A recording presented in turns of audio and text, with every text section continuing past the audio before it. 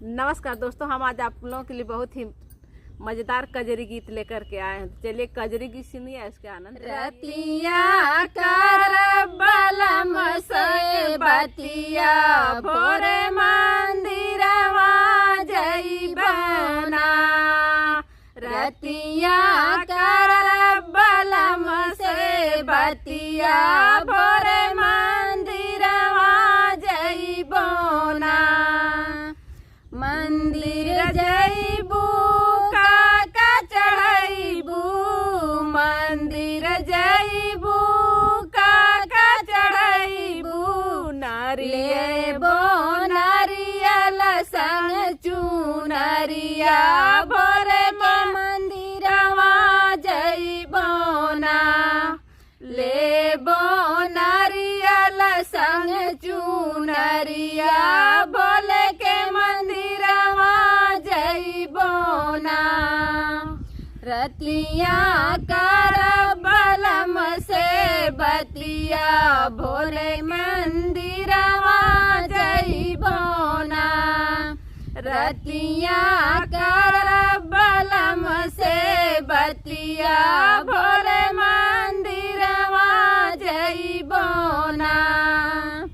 मंदिर जइबू का चढ़ाइबू, मंदिर जइबू का चढ़ाइबू। लेबो भंगिया संग धतुरवा शिव के मंदिरवा जइबोना। लेबो भंगिया संग धतुरवा शिव के मंदिरवा जइबोना।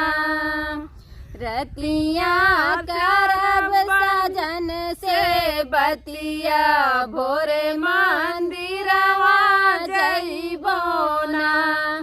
रतिया करब सजन से बतिया भोरे मंदिरवा जइबोना। मंदिर जइबू का चढ़ाइबू, मंदिर जइबू का चढ़ाइबू। लेबो धुपिया संग कपूरवा शिव के मंदिरवा जइबोना। लेबो धुपिया संग कपूरवा भोले के मंदिरवा जइबोना। रतिया कर बलम से बतिया भोरे मंदिरवा जइबोना। रतिया कर बलम से बतिया भोरे मंदिरवा जइबोना।